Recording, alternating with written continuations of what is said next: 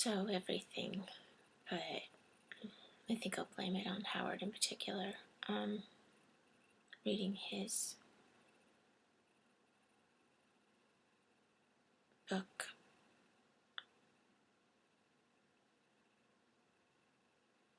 where, well, today, talking about the problems that we have and how we communicate them and how we communicate them with people who are choosing to for good rather than self-interest, or even that they're choosing to. So all these ideas, I mean, first of all, with no ill intent, has public education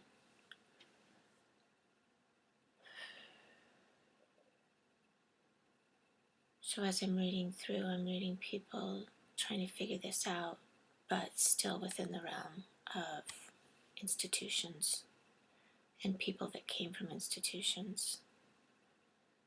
So the problems we're trying to fix are the ones that don't even need to be there in the first place. Play shirkies, 10 daycare centers. How do we get those 3 back? Rather than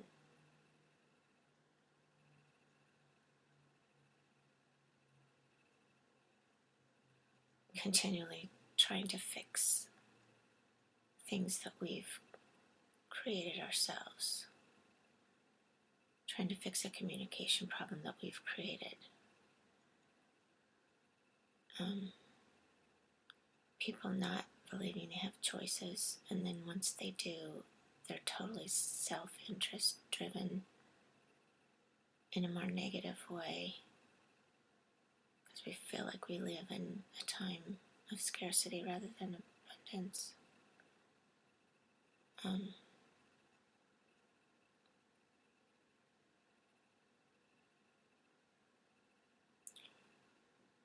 So how to get people back out of that? Well, I don't know that meetings is the way.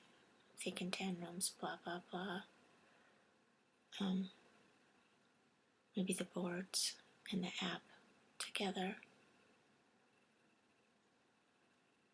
are our meetings. Maybe that's because I think once you get in a room or a space, in a public, maybe in the future, but right now we aren't ourselves. So maybe that individual, every voice matters, making sure there's a means for everyone to get their voice out there. And then aggregating that. And then the real conversations, the real relationships come in the doing. Now I'm listening to Amy on the collaboratory space. The doing together is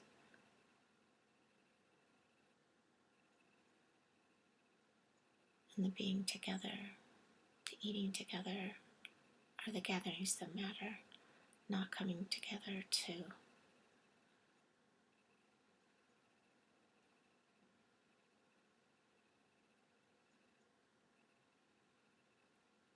not to trivialize, but to complain or to even try to figure things out. Once you get everyone in a space, there's so many stories going on in people's heads.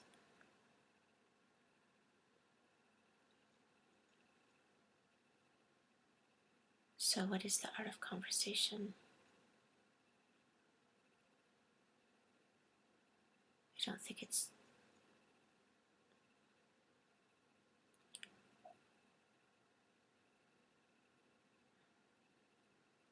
doing and being together, and perhaps the blah blah that comes out of that is more of a grokking type of community. So along that line of thinking, focusing this month on a treehouse and an app, gathering two curiosities, Delaney's and mine. Can we build a tree house? Can we craft an app? I'm thinking it would be a great project for some kids in school. I should have been pulling kids out of school before, but here we go.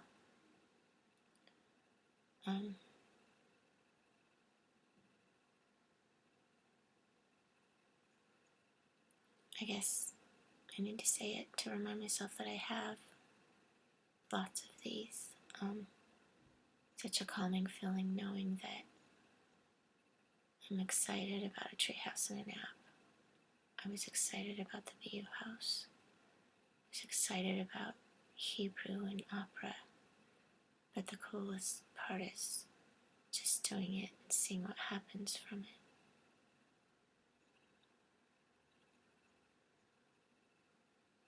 So, yeah, I believe this is a means to hasten equity. I believe a quiet revolution is what we're all craving. How to make it accelerate, huge, but also very cool in the process, what we're learning.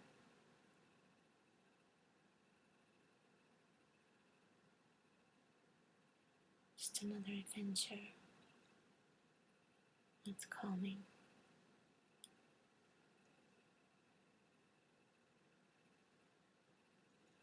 This all started with people, seeing people stressed. How do we get people to believe there's no more fences? They have a choice. They have a space where they can just be, to figure out the thing they can't not do, and or to figure out how to figure it out.